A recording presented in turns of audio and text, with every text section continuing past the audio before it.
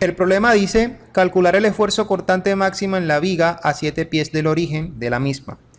Vamos a considerar que el origen de esta viga se encuentra marcado en esta zona que comienza aquí con A y que se extiende a lo largo de la misma hasta el punto B, quiere decir que va de izquierda hacia derecha en sus pantallas. Entonces, si yo colocase aquí un marco de origen, aquí estaría el eje X y aquí por tanto colocaría el 0. Cuando me piden que lo haga a 7 pies, tengo en cuenta de que es de 0, ya por lo menos en esta parte que hemos asociado a la extensión de esta carga distribuida rectangular, hay por lo menos 6 pies. O sea que si pues estimamos esta posición de 7, puede ser aquí, nos están pidiendo que aproximadamente estimemos el esfuerzo constante máximo, que cabe aclarar que debe ser promedio, de esta viga en esta región. Entonces aquí vamos a colocar por tanto los 7 pies de interés de cálculo. ¿Ok? Bueno, hay que tener en cuenta que ese esfuerzo promedio se calcula, bueno, y si es máximo, a través de la ecuación que vamos a escribir aquí como BQ y T. Se sabe que ese esfuerzo promedio máximo se da cerca del centro de la viga. Y bueno, y como es simétrica, podemos asegurar de que está sobre el eje neutro de la misma. Donde B representa la carga interna cortante asociada precisamente al comportamiento de las cargas activas y la posición de los apoyos de esta viga que se encuentra en pantalla. Q, que representa el primer momento de área de la sección que se encuentra por encima de la región, el punto de origen de nuestro, o más bien el sección de estudio de nuestro proyecto asociado a la sección transversal. Esta viga que está acá tiene esta sección transversal en forma de I. Entonces, si nos están hablando que calculemos el esfuerzo cortante máximo de la misma, debemos asociar esa sección de interés a este eje centroidal, que coincide también con el eje neutro de la misma. El momento de inercia es de toda la sección que apreciamos acá. Y por último, T se refiere al espesor o el ancho o el grueso que tiene precisamente nuestra sección transversal en la zona de origen o más bien de estudio que estamos interesados en calcular. Entonces en ese caso nos estamos refiriendo como al ancho del alma que tiene entonces la viga mostrada. ¿Listo? Entonces para hacer eso hay que evidentemente obtener estos datos uno por uno, hay que empezar a armarlo. Pero resulta que bueno, este B resulta interesante calcularlo a través del estudio de cargas internas, que es un concepto estático. Entonces por esa razón vamos aquí primeramente a analizar este elemento, podemos asumirlo primeramente que es un cuerpo rígido, que tiene precisamente un comportamiento como carga interna que el cual se desea calcular, considerando unos conceptos de equilibrio en condiciones de traslación y rotación para la misma. En el caso del Q y el I, y tanto el T a la vez, son propiedades ya de sección o geométricas de esta sección transversal y posteriormente se van a hacer los respectivos cálculos para poder construir esa parte. Listo, entonces vamos a arrancar trazando nuestro fenómeno de equilibrio. Para eso voy a borrar entonces esto que está acá, más adelante lo colocaré. Y bueno, vamos, para no confundirnos, vamos a quitar por un instante esto de los 7 pies. Ya sabemos entonces dónde es que vamos a colocar por lo menos ese punto de análisis. Una primera forma de atacar este tipo de problemas implicaría calcular las reacciones en estos apoyos, que como se notan pues son simples, es una viga simplemente apoyada y podemos predecir incluso por el comportamiento de las cargas activas, que en este caso tenemos una ascendente de 33 kip, dos distribuidas, una que tiene una extensión de 6 pies y que vale 1 kip por pie en intensidad, y tenemos una que está extendida en 9 pies y tiene esta vez 2 kip por pie. Con lo cual vamos entonces a puntualizarlas de forma tal de que sea más sencillo calcular este valor de las reacciones. Veamos entonces cómo puntualizamos estas cargas. Por lo menos esta que está aquí, como es una sección rectangular, la podemos concentrar calculando el valor que tendría esta área bajo esta curva. Tengan en cuenta entonces que esa área bajo esa curva se obtiene a partir del producto de la altura que tiene este rectángulo por su base. La altura que tiene este rectángulo equivaldría precisamente a la intensidad de la misma. Y por otra parte la base serían los 6 pies que aparecen en pantalla. En este caso entonces multiplicaríamos 6 pies por 1 kip por pie y esto nos daría que la intensidad concentrada estaría en 6 kip. Y bueno, hay que también tener en cuenta que tenemos que ubicarla. Con respecto a la base, recuerden que ella siempre está en la mitad para el caso de figuras rectangulares. O sea que pues si aquí tenía 6 pies, entonces desde el 0, o también puede ser desde esta parte porque es lo mismo, estará ubicada para este caso de 6 pies a 3 pies. Listo.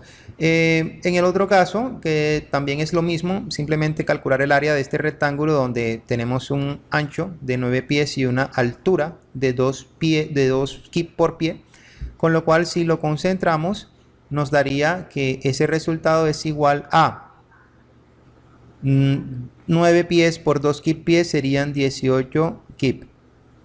Y con respecto, podemos apoyarlo con respecto a esta referencia sin ningún inconveniente. Está con la mitad de 9 es 4.5 pies. Listo. Ahora sí procedamos a calcular las reacciones a partir de un equilibrio de momentos. Consideremos este punto de rotación, particularmente porque, pues, si notas, por lo menos esta parte de aquí va a ser mucho más sencilla interpretar su momento, teniendo en cuenta de que si haces sumas y restas, los brazos son fácilmente identificables, y este incluso tiene un artificio interesante que vamos a mencionar. Pero bueno, antes de hacer eso, recuerden que en esta parte de los puntos de apoyo hay unas reacciones que evitan de que el cuerpo se desplace. Entonces a esto lo voy a llamar D, y bueno, aquí en el punto B voy a colocar uno más que también vamos a llamar B. Las reacciones van en la vertical porque evidentemente las cargas activas están todas orientadas en esa dirección. Ok, entonces procedamos a hacer sumatoria de momentos con respecto al punto D, de tal forma que en el equilibrio C igual a 0, positivo contra las manecillas del reloj. Empecemos con el valor de la magnitud de 6 kip, que equivale a la concentración de la carga distribuida que va del punto A al punto C. Entonces esta fuerza con respecto al punto B hace este giro de rotación. Si se dan cuenta, es un giro contra las manecillas del reloj, por cual ese momento es positivo. Entonces tendríamos ahí 6 kip multiplicados con la distancia que hay entre esta línea de acción de esa fuerza y el punto apoyo referido a la rotación de equilibrios que debe evitarse. Entonces este punto, si aquí tenemos entre este punto y este punto un valor de 6 pies, y bueno, si ya tenemos la ubicación con respecto a esta zona de 3 pies, quiere decir que de aquí a acá, para completar esos 6, necesitamos otros 3 pies. Y como desde este punto donde se termina esta referencia hasta el punto donde vamos a hacer la rotación hay otros 3 pies, significa que 3 y 3 serían 6 como tal. Entonces aquí tendríamos 6 pies de distancia.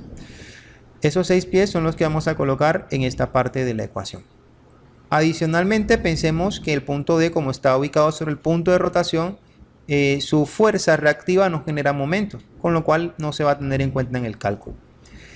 Pasamos ahora al de 18 kip. Si se fijan, esta rotación que haría, si estuviese solamente esta fuerza con respecto al punto D, ella tocando la viga la haría girar de este sentido. Este sentido es con el mismo que tuviese en un reloj, que esté bien, que esté funcionando. Entonces ese valor tendría aquí una antesala de un signo negativo y tenemos que tener en cuenta que habrían 18 kip. Y su brazo de palanca sería entonces la distancia que hay entre este punto y este punto. Nosotros sabemos que de aquí a aquí hay 3 y que todo esto tiene 9.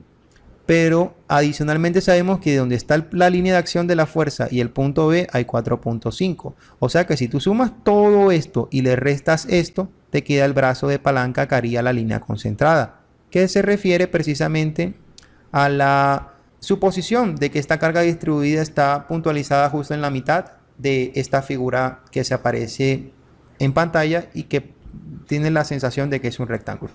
Listo, entonces aquí tendríamos por tanto 12, porque pues 3 y 9, todo esto serían 12 pies como tal, menos toda esta región. Todo esto menos esto, repito, es igual al brazo de palanca de 18 kip. Entonces aquí tendría menos 4.5 pies como tal. En este caso, pues B sí tiene los 12 pies. Bueno, aquí yo tuve un error, no vamos a llamar esto B, sino vamos a llamarlo F, ¿vale? Para no hacerlo de pronto más complicado, dado que aquí tengo un punto B ya definido. ¿Listo? Entonces, este punto F que tengo aquí hace momentos con respecto al punto D de esta manera, ¿ok? Entonces, este brazo ya se conoce cuánto sería. De aquí a aquí, ¿cuánto hay? Bueno, si de aquí a aquí hay 3 y de aquí a aquí hay 9, serían 9 y 3, 12. Entonces, ese momento, si se dan cuenta, también es contra las manecillas del reloj y tendría una distancia de 12 como palanca. Y por último consideraremos el valor de 33 kips. 33 kips serían entonces la distancia multiplicada junto con esta magnitud del momento final. Este valor, fíjense ustedes que va también en este mismo sentido, esta misma orientación. Significaría entonces que también hace un giro inverso a las manecillas del reloj y ahí tendríamos a 33 kips multiplicando con la distancia que hay entre este punto y este punto, que ahí se ve fácilmente que 3 y 9 son 12 más 3, 15. Esos son en pies como tal. Y por último, simplemente sería equilibrar todo esto a cero con tal de que esto no se mueva en rotación con respecto al punto D. Ahora lo que sigue simplemente es multiplicar y hacer algunas operaciones de interés. En esta parte sabemos que 6 y 6 son 36 kips pie. Por este otro lado aquí sería 12 pies menos 4, 5 serían 7, 5 pies multiplicados por 18 y anteponiendo el signo negativo, esto nos daría cerca de 135 kips por pie.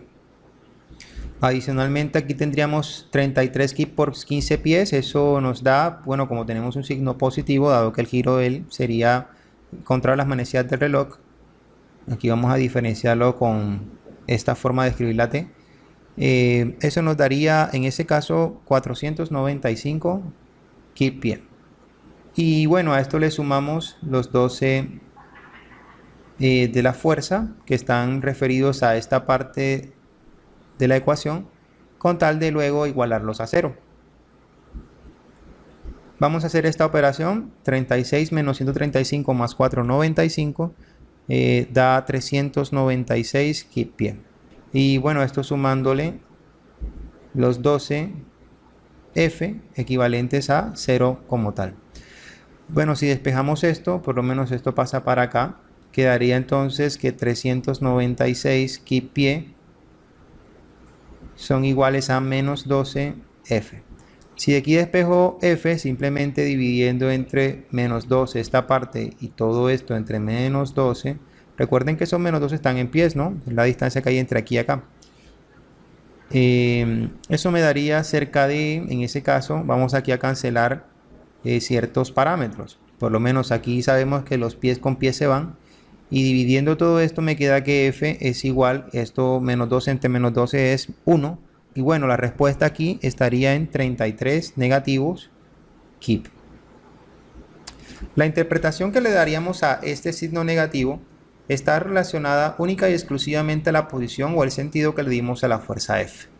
Entonces, aquí simplemente en vez de ver que la fuerza va hacia arriba, el resultado nos sugiere de que esa fuerza va hacia abajo.